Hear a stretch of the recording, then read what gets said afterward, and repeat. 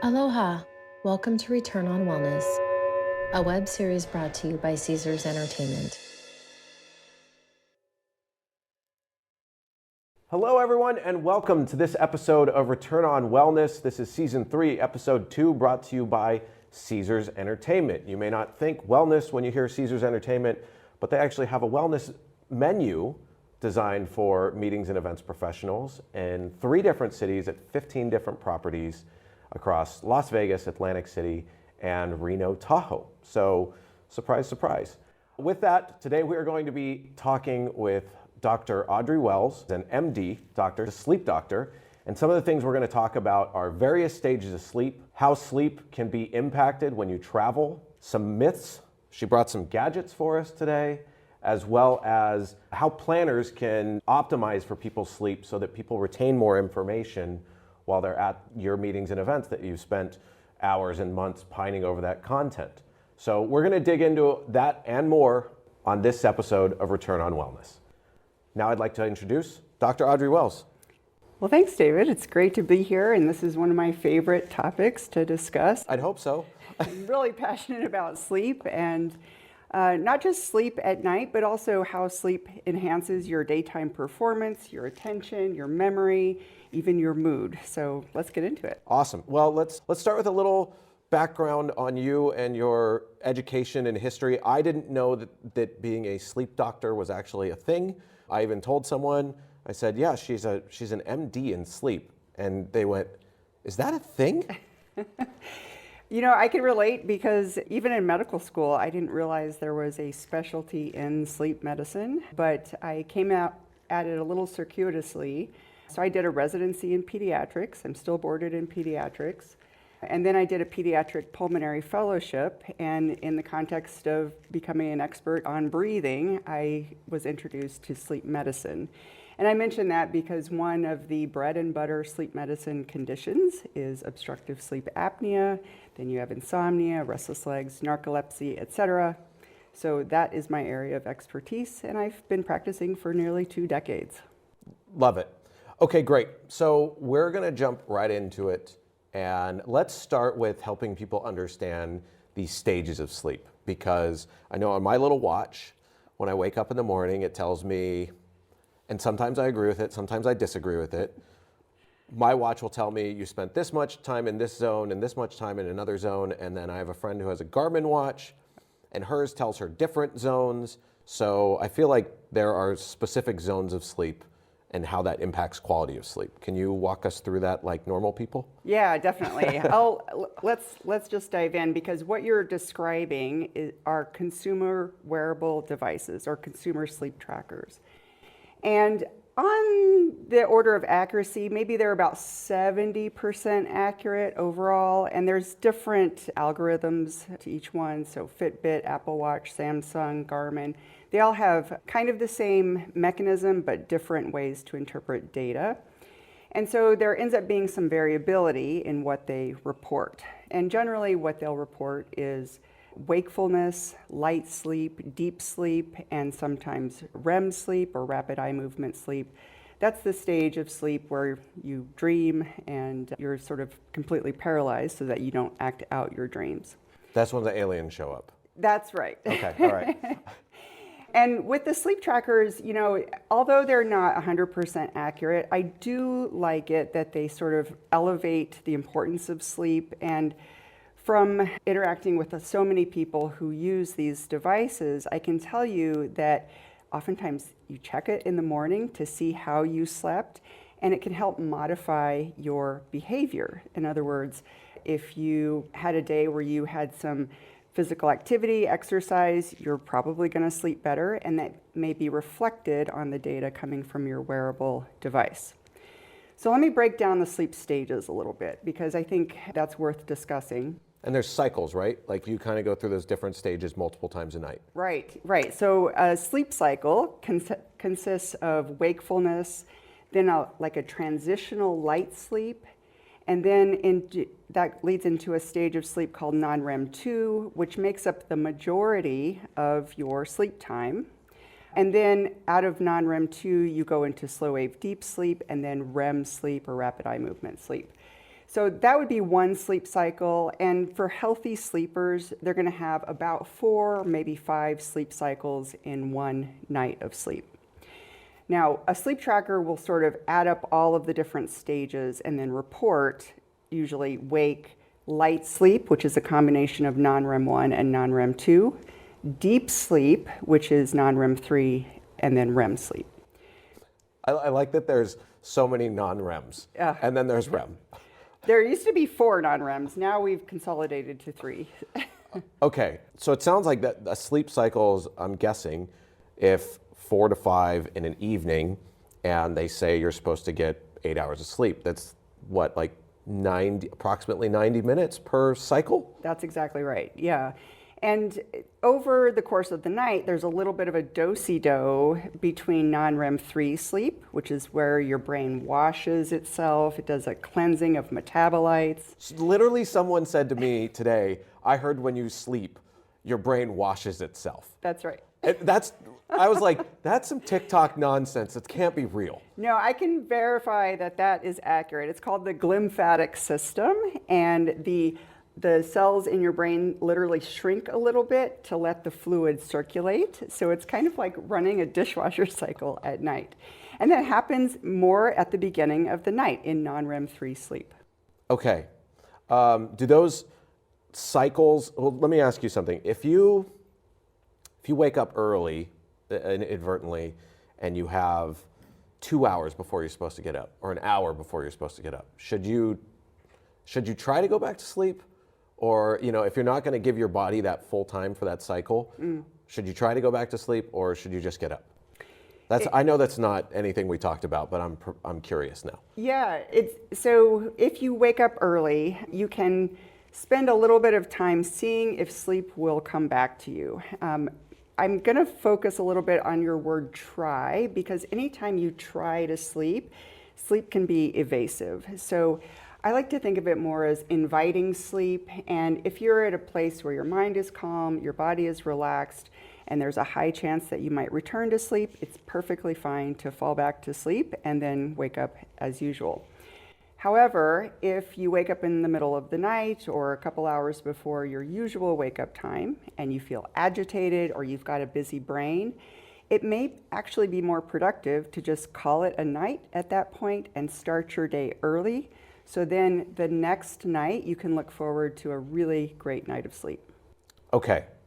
So with that, I think that's a perfect point to transition into how lack of sleep can impact attention span and mood and things of that nature. Yeah. Can you dig into that a little bit? Yeah, definitely. And I think it bears repeating that, there's different functions of the sleep stages that we discussed. So for example, in REM sleep, you're going to do some emotional processing. One of the functions of dreams is to let your brain kind of manage the information that you've taken in over the course of the day on the virtual reality system of the brain. And so, that saying where if you have a difficult decision, you should sleep on it? Yes. Yeah. Well, that's one way that REM sleep is working over the course of the night. You're kind of processing that emotional charge from whatever your big decision is, so that the next day you've kind of removed the edge, that emotional charge from your decision, and you can use the smart part of your prefrontal cortex to make a good choice. Okay. I have a feeling I'm going to learn a lot in this conversation, and I'm really excited as we're just getting started. That's very interesting, and I think one of the other things I've heard, and you can verify this if it's true or not, that when you sleep is when you convert short-term memory into long-term memory. That's right. And not only that, but you also regenerate your ability to make memories. So not only are you using a filing system to convert relevant information into long-term memory or task memory, muscle memory as it were, but you also replenish your ability to make new memories. And I think that's really relevant to the conference planners that you're addressing, because they want people night after night to replenish their ability to take in new information. Do you remember when we used to have to defragment hard drives?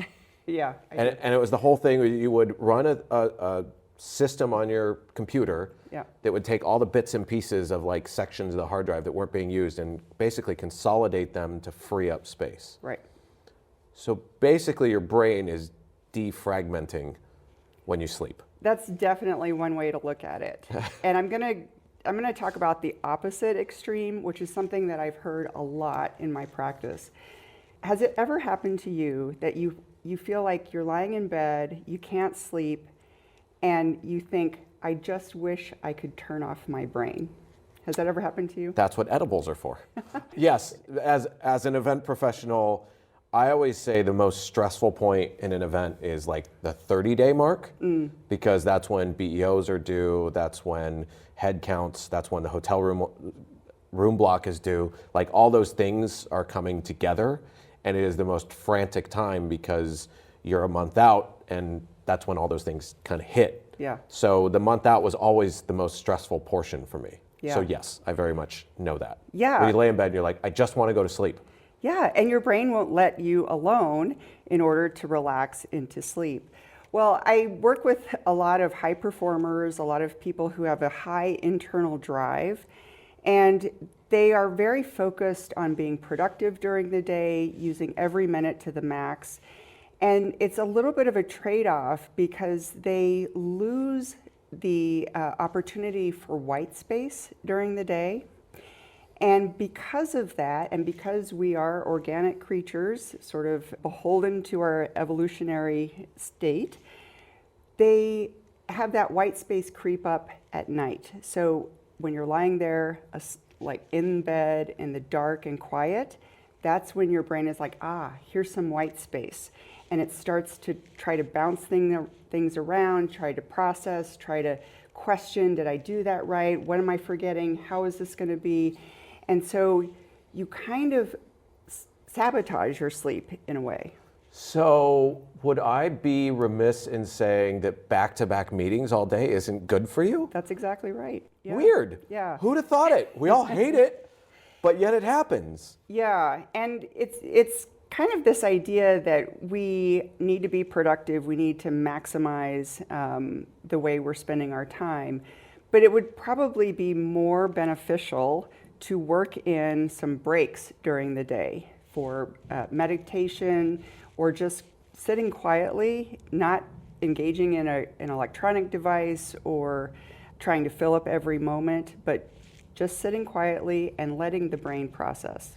So when you have back-to-backs all day and you finally log off and you're like, ugh, and then you have family commitments or dinners or things of that nature, you get on social media, your brain is eventually going to say, well, I'm just going to take the white space when I need it. Yep. And then that's why you can't shut your brain off at night.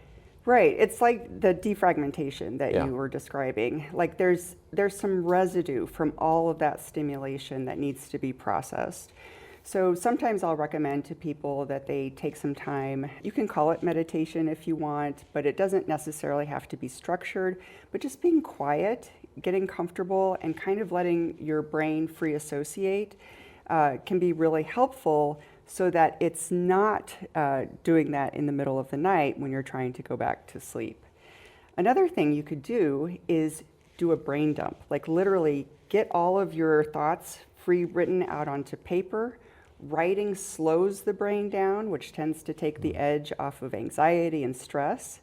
And then once it's captured onto paper, that's a very soothing place for your brain to be because it feels seen and heard, so to speak.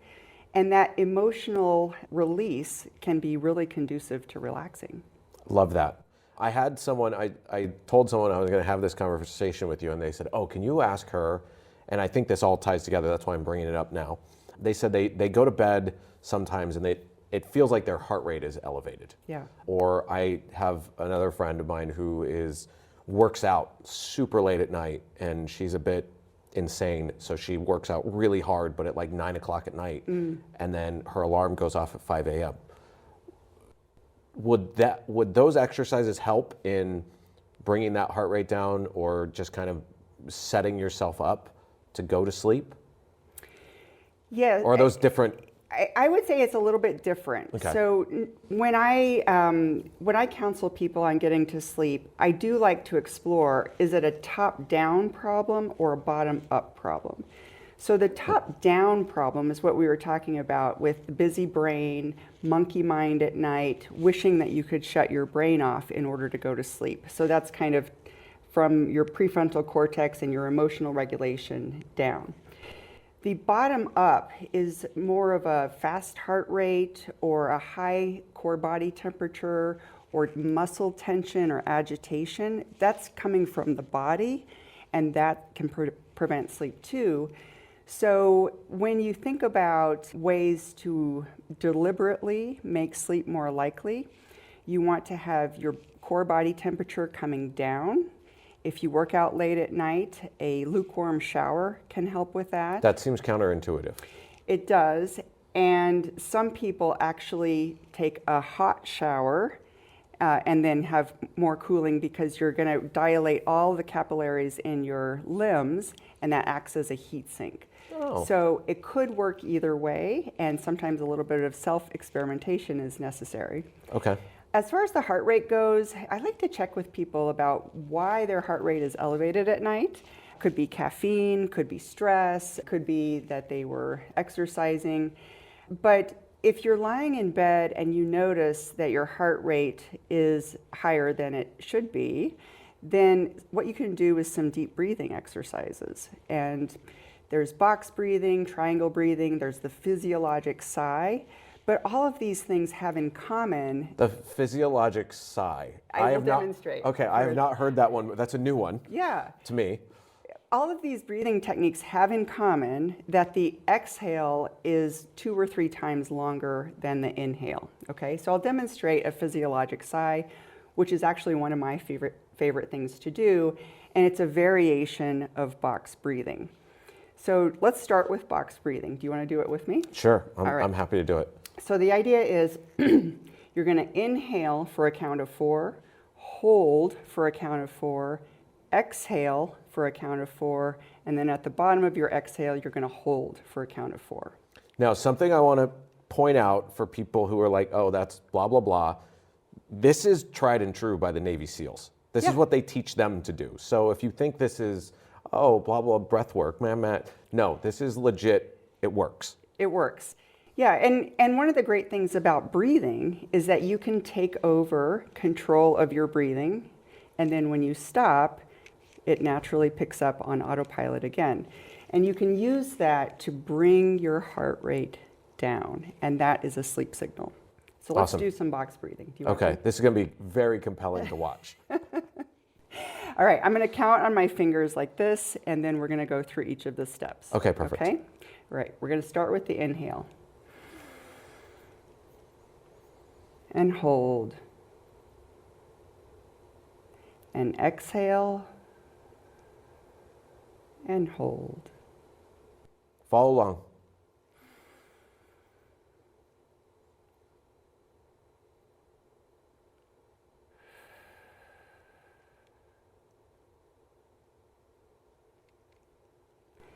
And so that pattern engages your mind to keep it a little bit distracted from the monkey that can play in there.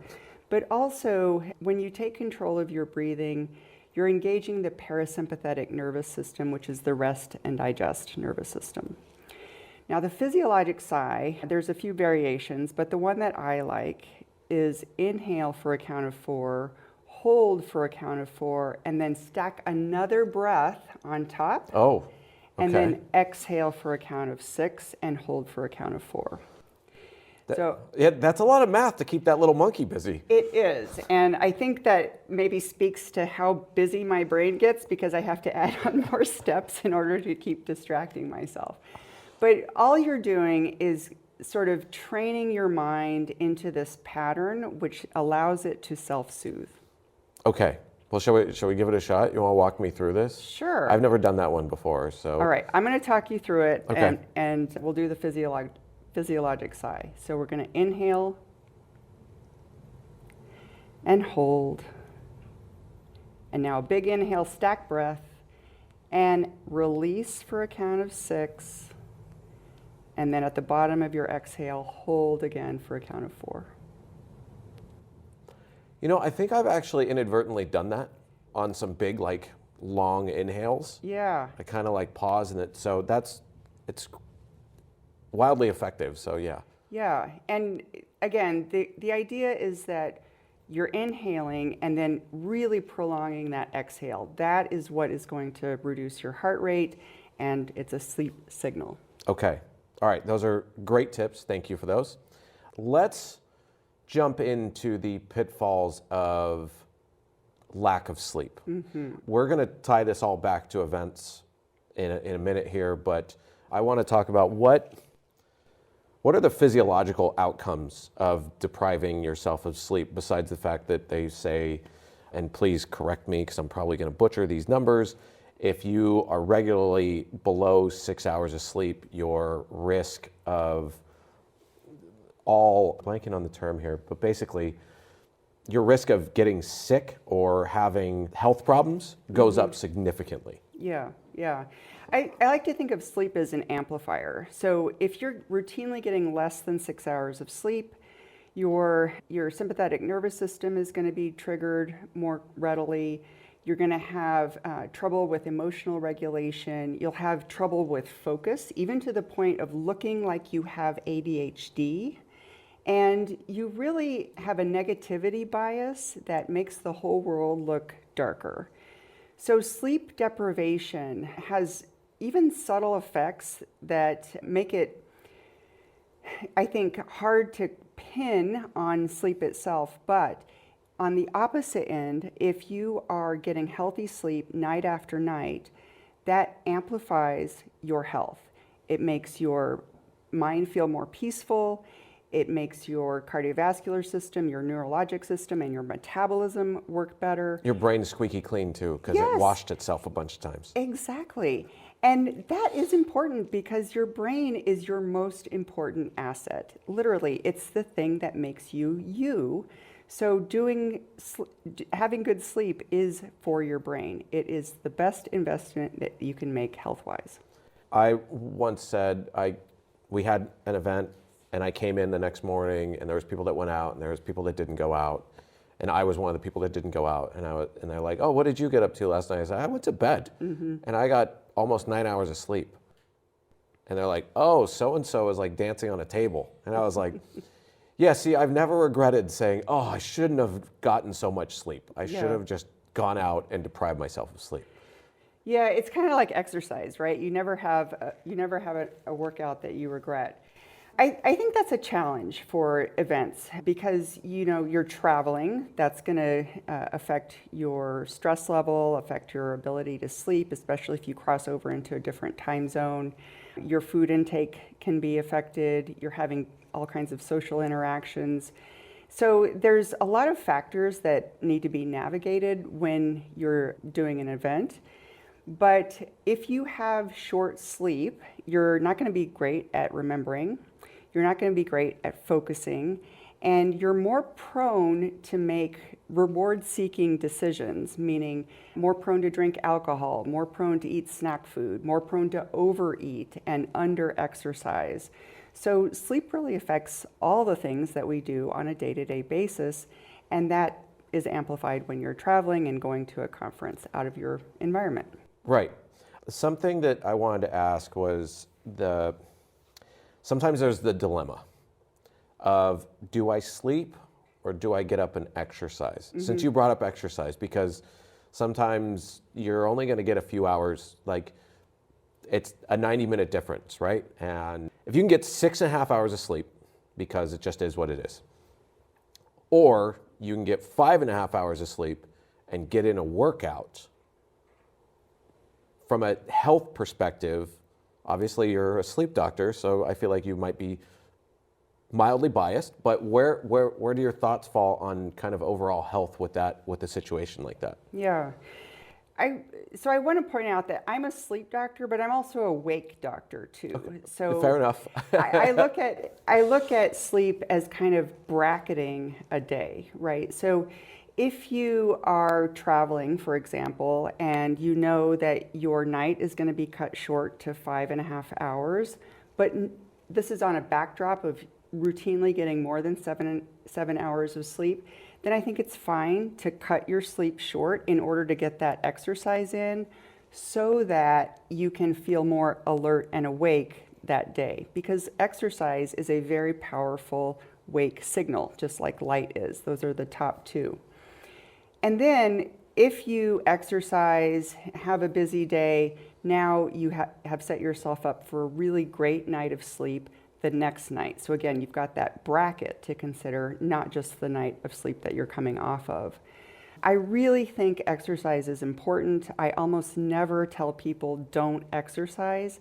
But if you're chronically sleep deprived, meaning you're getting less than 7 hours on a regular basis, then you should definitely prioritize sleep over exercise. So I want to call out that something you said there, because you kind of said it in passing, I think, but it stuck with me. The definition of chronically sleep deprived is less than 7 hours on a regular basis? It's especially less than 6 hours. So little gray area between 6 and 7 hours, but typically adults need 7 or more hours of sleep in order to feel rested. Sleep deprivation is very prominent when you're getting less than 6 hours of sleep, and that's when you start accumulating risk for disease. That 6 to 7 hour mark is a little bit of a gray zone, but when people ask me how much sleep do I need, I say adults usually need more than 7 hours. Okay, perfect. That leads to, that trade-off situation leads to a conversation that we just had a couple days ago about this term called power banking, which there was another guest on the show who she's worked with military and special ops, and they would give them a couple nights leading up to a long operation to, quote, power bank and store sleep. Yeah. Also, I know ER doctors work all kinds of wild, ridiculous hours, let alone residents, and it's almost like they intentionally deprive them of sleep to see what they're made of. Yeah. Any validity to power banking, or is it meh? Yeah, I'm going to give that a solid meh because you're going to hit that ceiling pretty quickly. I mean, you really can't store up like a second gas tank of sleep. Once you top off your sleep need, there's not any reservoir to put more sleep into, and your sleep drive is quite low. So I would say that if you are able to bank sleep, it's probably an indication that you were a little bit sleep deprived before that. I like to think of sleep as a vote. So every night you get to cast your vote. It's a good vote or it's a bad vote. And over time, you want to accumulate more good votes for your sleep in order to bolster your health. But you only get one vote, not two. Right. Fair enough. So let's talk about some factors that can impede sleep.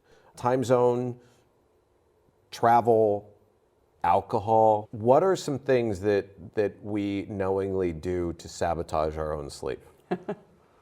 Well, I think that when you're traveling for a conference, you're going to just run into some practicalities that you'll need to mitigate.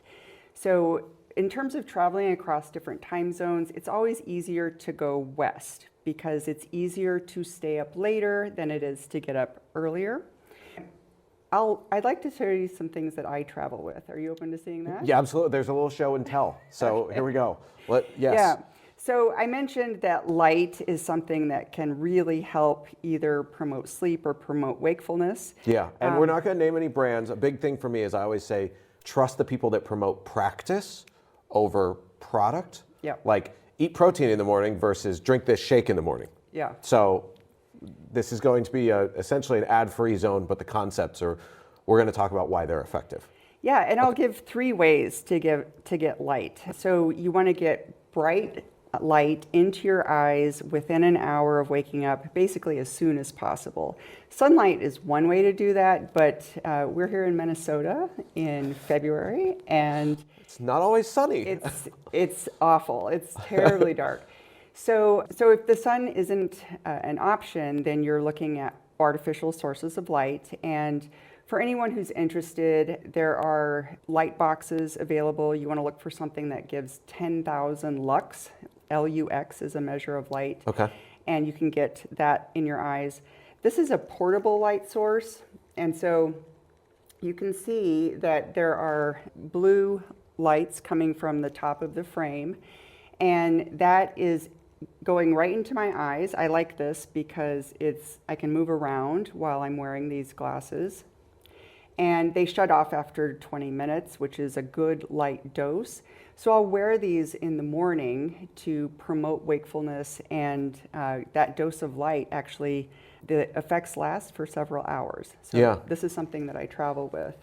I know Huberman, we all know who Andrew Huberman is. Yeah. He talked about get out and see the sun as quickly as you can first thing in the morning. Yes, and he talks about the low solar angle as well, which is like light into a certain eye field. Right.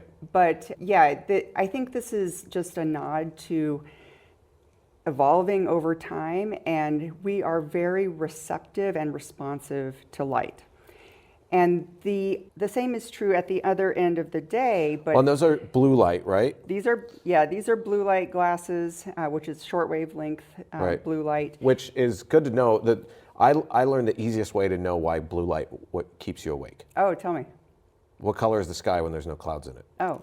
It's blue. It's blue. That's the easiest way to remember why blue light keeps you awake. Yeah, because we're all conditioned physiologically to respond to blue light, because when we see blue skies, it improves our mood and wakes us up. Yeah, and this is a good treatment for seasonal affective disorder too. Now, at the other end of the day, you want to have dim light. And just speaking of blue light, I think we're about the same age. And do you remember, like, with the cathode ray TVs, you know, the blue glow that would come? Yeah, so things are different now, but you want to reduce your light exposure at night. And this is a pair of glasses that I have. You officially look like every podcaster ever now, because you're wearing tinted sunglasses. Yeah. Also, like gamblers, right? Or gamers, they use these. So this is going to be much more light blocking than any setting you could have on your phone or your handheld device. I was going to say, I use night shift on my phone and on my laptop. Yeah. And I have it all the way to as warm as it'll go. Pair it with these, and you should be better. You especially... Also, I'm going to share this with I'm going to get some of those and take them home, because I love when the sun goes down. We have these Edison bulbs in the kitchen that you can change the temperature of them. Yeah. And towards the end of the evening, I like to only have those on. And I always get complaints from my wife. It's too dark in here. Oh, and I'm like, I want it's 8:30. I want to start getting ready for bed. So I want yellow light, if any. Yeah. Well, you've got it right. And blue light will suppress your own melatonin. Can't wait to share this part. Should I say that again? You've got it right. Blue light will suppress your melatonin production. So at nighttime, you have this surge of melatonin, and then it will stay high over the course of the night. And that increase of melatonin is a sleepiness signal. And you have that time where you should be winding down, you should be reducing your light exposure, and really preparing your brain and body for bed. Is that more, what triggers that production? Is it the change in lighting, or is it circadian rhythm, or is it both? It's both. Okay. And there's things that actually inhibit it. For example, cortisol inhibits melatonin. So cortisol, you get a normal surge in the morning that helps promote wakefulness, and then it would drop over the course of the day if your stress is managed and you're not doing 10,000 things. So you want to kind of be honorable to these internal rhythms that are meant to keep you awake and then keep you asleep when you want. Got it. Okay, so I think that's really helpful, especially in the industry of where we used to be at one point, the 5th most stressful job.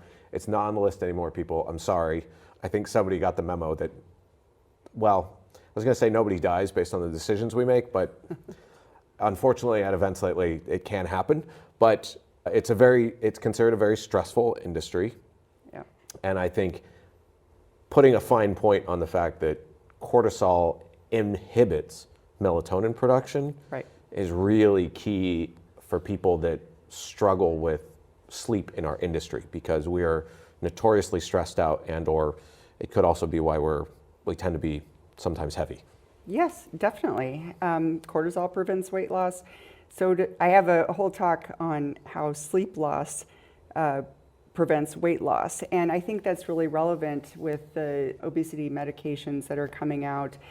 It sort of speaks to the fact that you can't rely on just one thing for your health. You need kind of this healthy lifestyle to bolster your efforts and to really get back to common sense when it comes to healthy habits and behaviors. Yeah, I read an article that Arnold Schwarzenegger shared about when trying to lower body fat, how critical sleep is to that. And now that, and I didn't know the relationship between cortisol and melatonin, makes perfect sense. Huh. Yeah. And I think it's one reason that people can affect their response to anti-obesity medications as well. So, you need to take care of yourself in a number of ways and not rely on a medication or one single practice. That would be a pretty heavy lift. Yeah, agreed. Okay, with that, do you have one more thing? You want to save it for later, or do you want to show it off? No, I think it's right in line with what we were discussing, and it kind of would fit into things to consider when you're on the road. So this is a light mask. It's a completely blocking eye mask, light blocking eye mask, and it sort of surrounds the eye so that you're not having pressure on your eyeball, which is really uncomfortable. But this is something that I travel with because even if you can use the blackout shades in your hotel room, there's oftentimes little lights from like the TV or the bedside alarm clock or just... Or the smoke alarm. Yeah, the smoke alarm, any kind of device. Or your charger. In the room.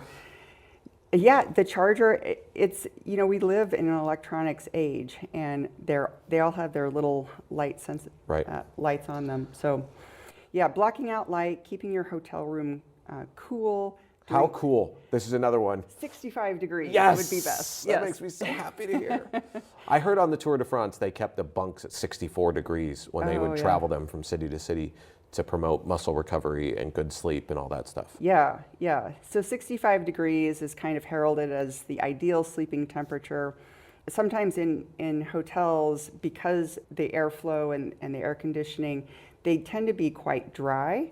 And so to promote nasal breathing, I sometimes bring along a nasal saline spray or some Afrin to make sure I'm not having nasal congestion, which can definitely affect sleep quality as well. Okay, yeah, because then you're a mouth breather. And in Vegas, you can usually get a humidifier. Is that right? Yeah. Inside the hotel? Yeah.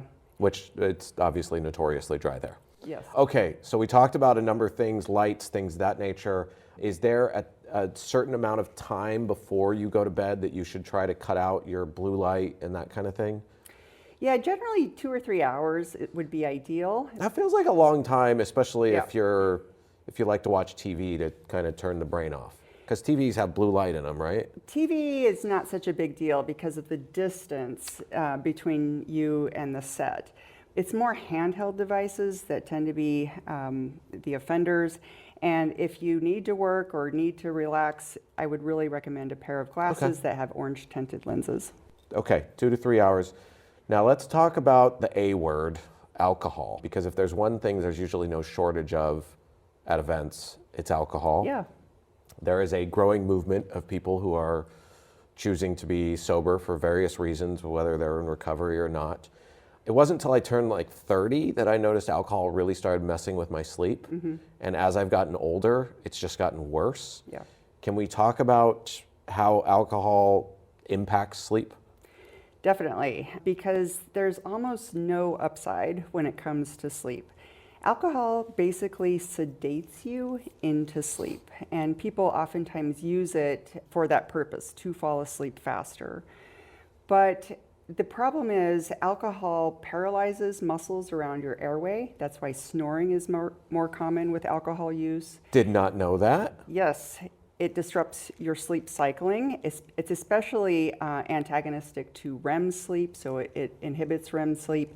It's dehydrating, which increases your heart rate. And when you have that middle of the night awakening because you need to go to the bathroom, then it's very difficult to return to sleep. And if you do get to sleep, it tends to be choppy for the rest of the night. So alcohol tends to be problematic when it comes to sleep. And when you're traveling and socializing and trying to relax after a long day of learning and meetings and such, it's common. But in general, for people who are trying to retain information and trying to really make the most of a conference and the information being delivered, I would recommend abstaining. Okay, now that's a big statement.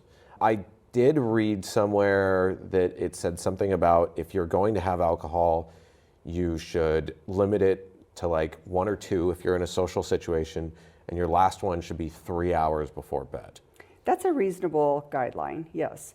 And I would also make the point that it would be important to hydrate at the same time you're taking alcohol. And sometimes alcoholic drinks that contain sugar, so wine, cocktails, and that type, are an issue because the sugar can impact your sleep as well.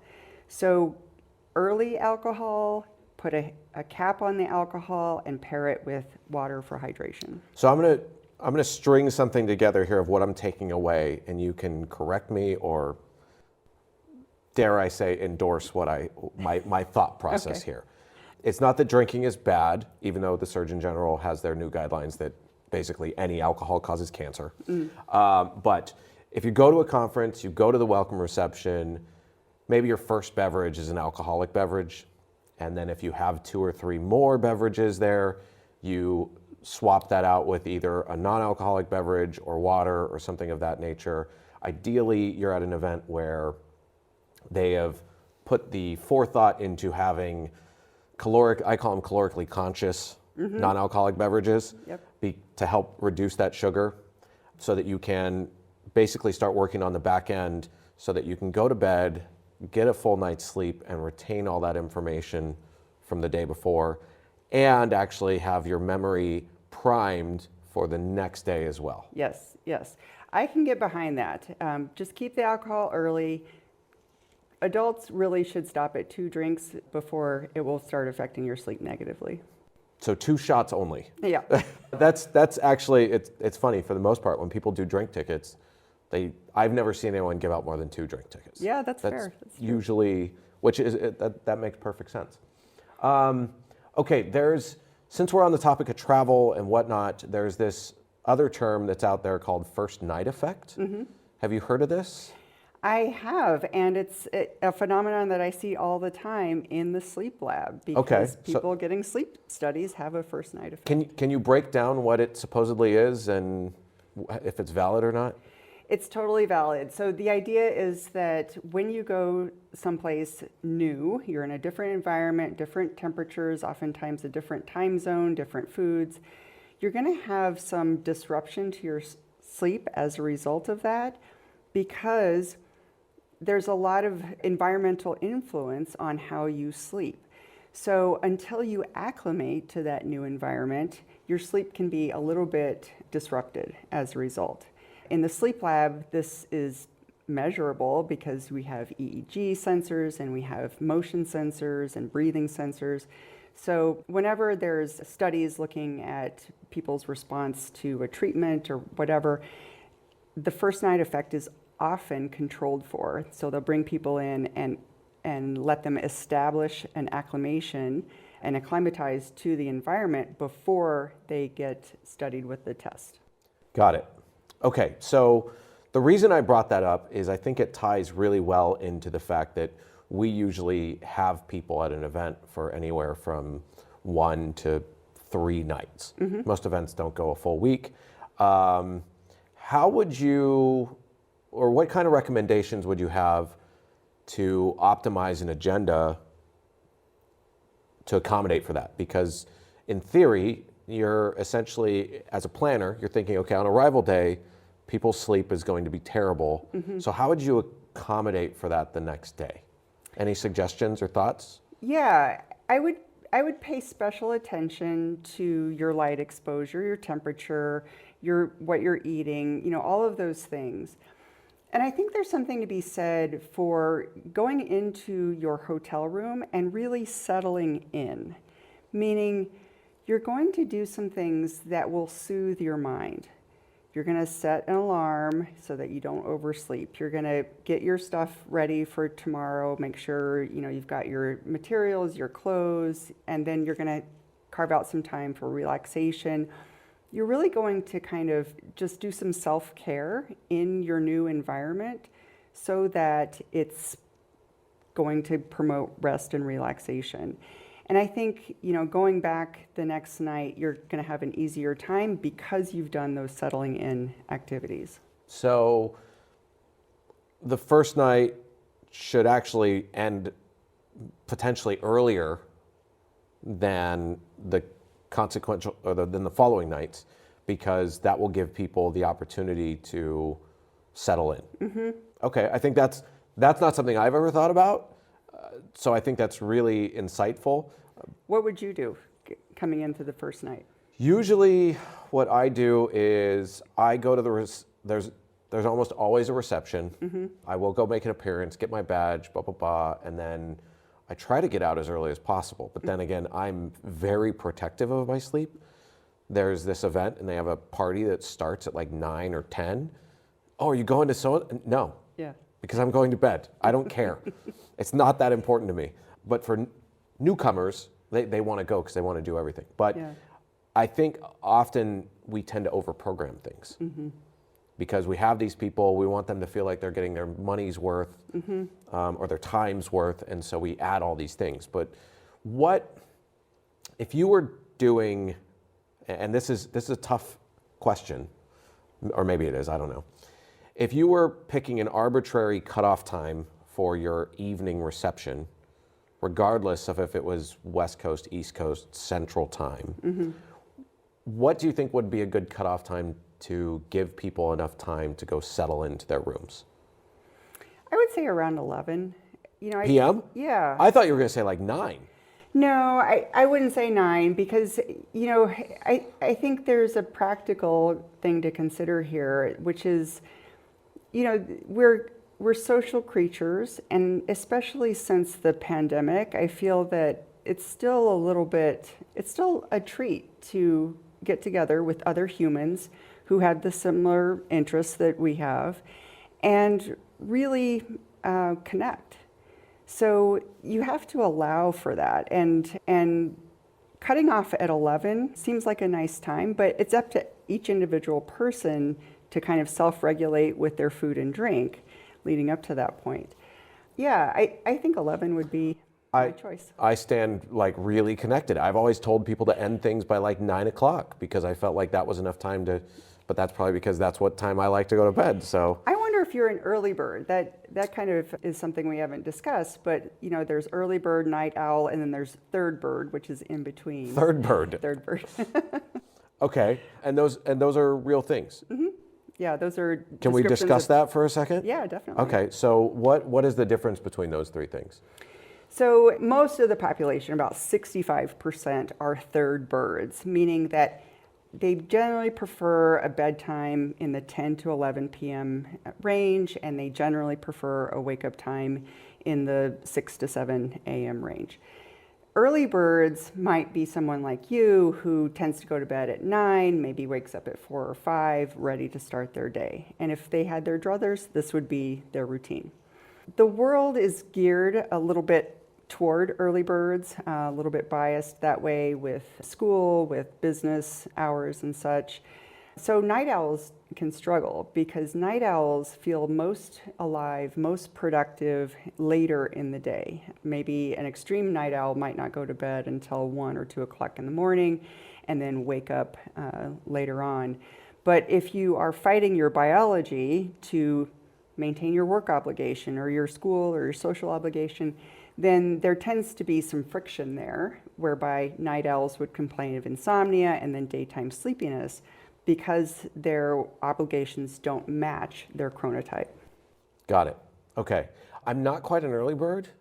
What I really like to do is I like to go to bed at I like to start getting ready for bed by like 9:30, mm-hmm. and then I'm in bed 10-ish, and then this is my absolute guilty pleasure that I started during the pandemic, and I try to hold to it as much as possible. I don't set an alarm. Yeah. So I go to bed early so that I can just wake up whenever I wake up Yeah. without having to worry about being late. Obviously, if I have a 5:30 a.m. flight, I have to set my alarm for 3 a.m. and it is what it is. Sure. But yeah, I like to go to bed early so that I don't, not setting an alarm brings me so much peace. Yeah. So I guess I'm maybe a third bird, I don't know. You're a third bird, yeah, and I think that it's nice not to have to set an alarm because then you're not having that jolt that can activate your sympathetic nervous system. But if you're having a very regular sleep schedule, you can almost predict when you're going to wake up anyway. So Yeah. If you are not sleep deprived, then you would tend to wake up within a half an hour or so every day. Does that happen for you? Yeah, pretty much. Yeah. Yeah, I do wake up approximately the same time every day. Would you say sleep is kind of like a muscle in the sense that like once, or like maybe not even a muscle, but more like mobility, that once you learn how to get 7 or more, if you're constantly like your commitments and whatnot you're not prioritizing your sleep, right? It's the last thing. And you're struggling to get 6 into 7 hours. I've gone through some phases where I struggle to get a consistent amount of sleep, but then like during the pandemic when everything was a little slower, it seemed like once I got good at 8 hours of sleep, I was able to start getting 8.5. And it just seemed like this thing that if you put the attention towards it, you get better at it. Is that? And it didn't matter what my activity was during the day. It was like my body just like kind of learned to do this thing. Yeah. It sounds like you had sort of this experience of enjoying the natural pleasure that is sleep. And there's something that I like to talk to people about, which is establishing trust in your sleep, because you are in a relationship with your sleep. And if you show up consistently and you do the things that you say you're going to do, and you basically act like you would want to be in a relationship, then you will be able to trust your sleep. And sleep is a safe thing. Sleep is a natural pleasure. Sleep will be there when you need it. And some people are so far away from that they can't even imagine having trust and pleasure in their sleep anymore. I have never heard it put that way before. That's having a relationship with your sleep. That's fantastic. I will share something I've learned on how to make your hotel room dark. Yeah. I learned it from a pilot, is that you get the coat hanger with the clips. Yes, and you clip the curtains together. Yeah. Yeah. Yeah, you bring them together and you clip it at the top and then wherever down the bottom, because usually the bottom is easy. It's the top that doesn't always overlap. Yeah, and so you get that sliver of light, right? Right. Another tip that I'll share is I bring a little piece of electrical tape with me, and you can put that over all of the little bright lights in your room. Nice. Okay, do you think it would benefit event organizers to provide any of these things in their like know before you go email or upon arrival check-in, or put a little note in the hotel room or anything of that nature? I think that would be a really forward-thinking organizer if they were to sort of accent the benefits of sleep for their event.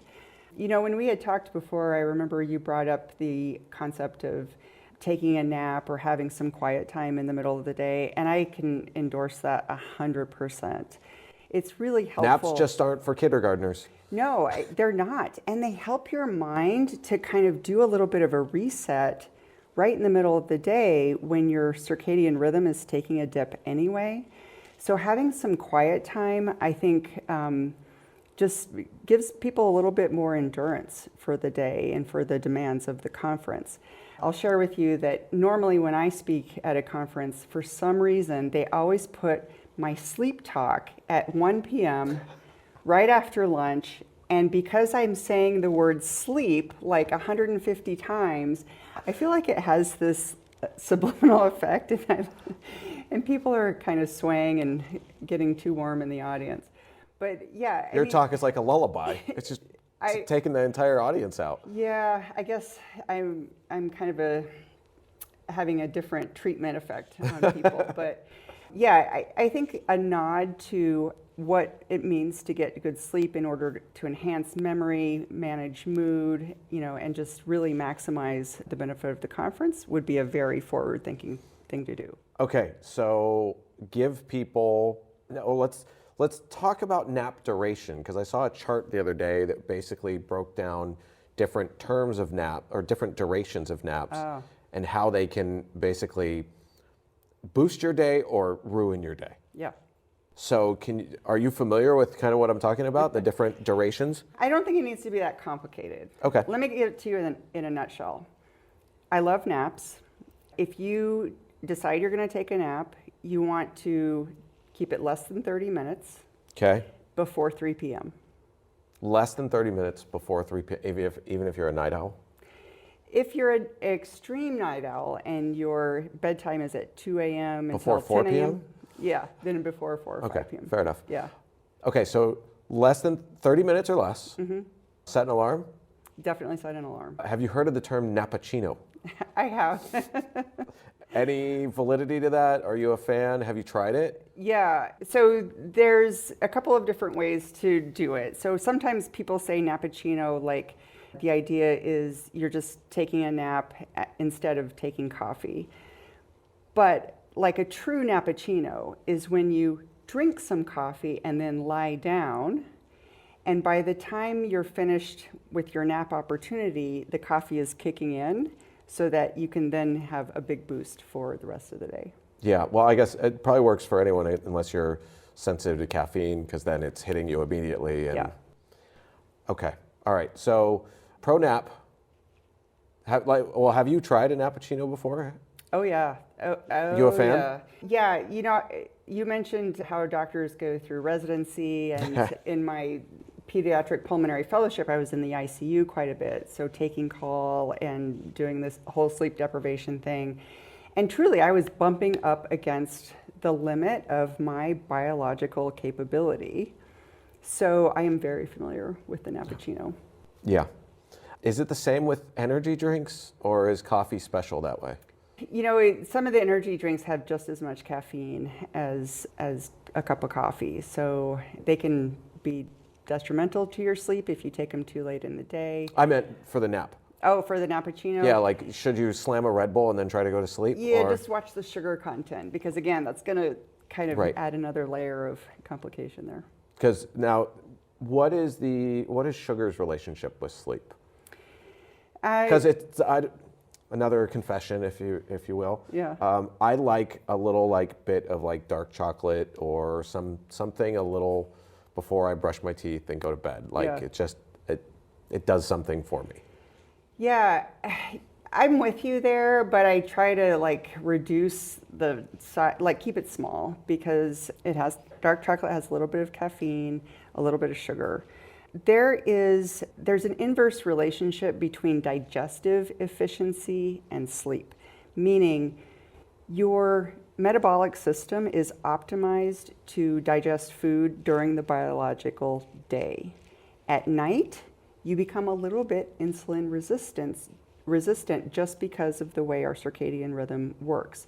So it's really beneficial to keep all of your calorie consumption to the biological day and not eat anything within 3 hours of bedtime for sure. Wow. Okay, that's really interesting. I've seen these bodybuilders that get up in the middle of the night and eat 8 ounces of chicken and then go back to sleep. Yeah, they're probably not consuming enough calories during the day if they're getting hungry at night. Oh no, they hate it, but they're trying to get big. They're those kinds of bodybuilders, not fitness models, but the big guys. Yeah. I've seen the big guys, and I've never treated someone like that. Yeah, so. Fair enough. Okay. All right. Well, thank you so much for joining me today. Is there any parting thoughts or anything that you would want to share with event organizers when it comes to looking out for their people and why sleep is so important for their attendees? Yeah, I just want to say that no matter who you're talking about, the well-slept version of you is the best version of you. And all of the effort that goes into planning a conference and delivering, content that's really concentrated over the number of days that the conference goes for, that's a lot of effort. So enhancing the attendees' sleep and kind of reminding them of the importance, I think is important to kind of maximize your return on investment. But it's up to every individual what choice they're going to make. Okay. All right. Thank you, Dr. Wells, for joining me today. I really appreciate it. I hope all of you found this episode as interesting as I did. I know I learned a lot. I had a number of confessions today. And until the next one, thank you. Thank you so much for joining Return on Wellness. For more information on Caesars Entertainment's offerings, please scan the QR code. Make sure to subscribe to be notified when our next episode is out.